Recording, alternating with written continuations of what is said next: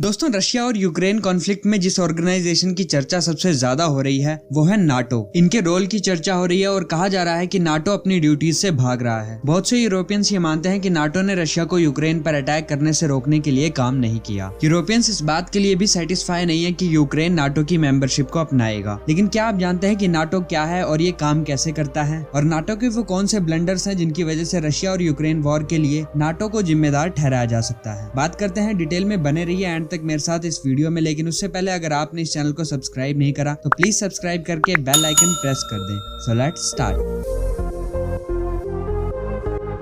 दोस्तों, नाटो यानी north Atlantic treaty organisation एक इंटरनेशनल ऑर्गेनाइजेशन है जो 1949 में 28 यूरोपियन कंट्रीज और 2 नॉर्थ अमेरिकन कंट्रीज के बीच बनाया गया है। नाटो का मकसद पॉलिटिकल और मिलिट्री इक्विपमेंट के माध्यम से मेंबर कंट्रीज को फ्रीडम और सेफ्टी की गारंटी देना है और डिफेंस और सिक्योरिटी इश्यूज पर कोऑपरेशन के माध्यम से कंट्रीज के बीच संघर्ष को रोकना है। इसे सेकेंड वर्ल्ड वॉर के बाद बनाया गया था और नाटो के हेडक्वार्टर्स ब्रुसेल्स और बेल्जियम में स्थित है। दोस्तों, नाटो कहता है कि नाटो के किसी भी एक देश पर अटैक पूरे नाटो कंट्रीज पर अटैक होगा, यानी किसी एक देश पर हमले का जवाब नाटो के सारे देश मिलकर देंगे। नाटो की अपनी कोई सेना या अदर कोई डिफेंस थ्रेट नहीं है, बल्कि नाटो के सभी मेंबर कंट्रीज म्यूचुअल अंडरस्टैंडिंग के बेस पर अपनी अपनी आर्मीज के साथ कंट्रीब्यूशन देंगे। दोस्तों, यहाँ पर ये बात इंपॉर्टेंट है कि सिर्फ नाटो के मेंबर कंट्रीज ही उसकी प्रोटेक्शन का फायदा उठा सकते हैं। अदर कंट्रीज जो कि नाटो की मेंबर नहीं है, उनके लिए नाटो की कोई अकाउंटेबिलिटी नहीं होगी। इसके साथ ही दूसरी इंपॉर्टेंट बात ये भी है कि नाटो अपने मेंबर कंट्रीज पर किसी भी बाहरी अटैक से बचाव के लिए अकाउंटेबल है। लेकिन अगर किसी मेंबर कंट्री में सिविल वॉर या कोई अदर वॉर होता है तो नाटो का उसमें 0 पार्टिसिपेशन होगा। दोस्तों, नाटो की फंडिंग उसके मेंबर कंट्रीज द्वारा ही की जाती है, और बात अगर नाटो की फंडिंग की हो तो अमेरिका को इसका बैकबोन कहा जाता है, क्योंकि इसके बजट का 3/4 पार्ट अमेरिका देता है। 2020 में नाटो के सभी मेंबर्स का कंबाइंड मिलिट्री स्पेंडिंग वर्ल्ड के टोटल खर्च का 57% था। कंट्रीज ने एग्री किया है कि उनका टारगेट 2024 तक अपने जीडीपी के कम से कम 2% के डिफेंस स्पेंडिंग तक पहुंचाना है। दोस्तों, 1949 में नाटो के original members Belgium, Canada, Denmark, France, Iceland, Italy, Luxembourg, Netherlands, Norway, पुर्तगाल, यूनाइटेड किंगडम और यूनाइटेड स्टेट्स अमेरिका थे।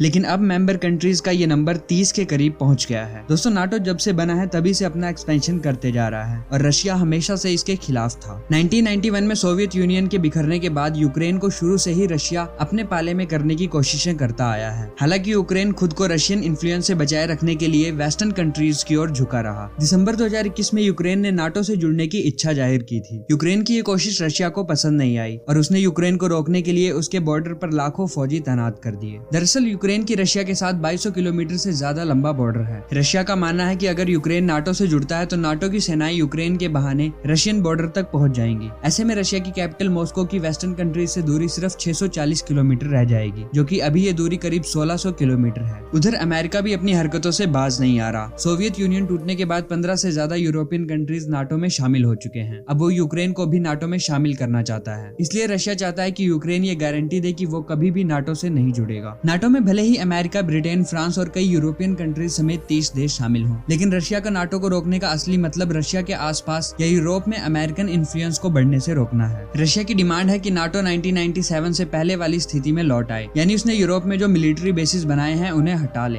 अगर नाटो ऐसा करता है तो उसे सेंट्रल यूरोप, ईस्टर्न यूरोप और बाल्टिक एरिया से अपनी सेनाओं को हटाना होगा। रशिया के विरोध के बावजूद 1991 में सोवियत यूनियन के डिसोल्यूशन के बाद से और अब कई देश नाटो का हिस्सा हैं जो पहले सोवियत यूनियन का हिस्सा रह चुके हैं। इनमें एस्टोनिया, लातविया और लिथुआनिया शामिल है। एस्टोनिया, लातविया और लिथुआनिया में हजारों की संख्या में नाटो और अमेरिकन सैनिक तैनात हैं और इन तीनों ही देशों के बॉर्डर रशिया के साथ लगते हैं। अगर यूक्रेन भी नाटो से जुड़ता है तो यूएस मिलिट्री अलायंस की रशिया के आसपास के इलाकों में इन्फ्लुएंस को और बढ़ा देगा, जो रशिया के लिए बिल्कुल भी अच्छा नहीं होगा। नाटो और रशिया के बीच ओरल समझौता हुआ था कि नाटो अब और अपना एक्सपेंशन नहीं करेगा, लेकिन फिर जब नाटो ने यूक्रेन को अपना मेंबर बनाने के लिए प्रोसेस चालू किया तभी रशिया ने यूक्रेन पर अटैक कर दिया। नाटो आर्मीज रशिया की मांग को मानकर रशिया के आगे झुकने को तैयार नहीं है, क्योंकि ऐसा होने का मतलब होगा रशिया को वो जीत मिलना जो उसे अमेरिका के साथ 1945 से 1990 तक 45 इयर्स तक चले कोल्ड वॉर में भी नहीं मिली थी। दोस्तों, आज नाटो के कारण ही यूक्रेन पर हमला हुआ है और यूक्रेन को ही सफर करना पड़ रहा है। हालांकि नाटो मिलिट्री एड और वेपन्स तो प्रोवाइड कर रहा है, लेकिन वो डायरेक्टली इस वॉर में नहीं आ रहा। तो ये थे दोस्तों नाटो के कुछ मेन रीजंस जिनकी वजह से रशिया और यूक्रेन में आज वॉर छिड़ी हुई है। आई होप दोस्तों वीडियो आपको पसंद आई होगी, जानकारी अच्छी लगी होगी। अगर वीडियो इन्फॉर्मेटिव लगा है तो इसे लाइक और अपने दोस्तों के साथ शेयर करें। Thanks for watching, see you in the next one.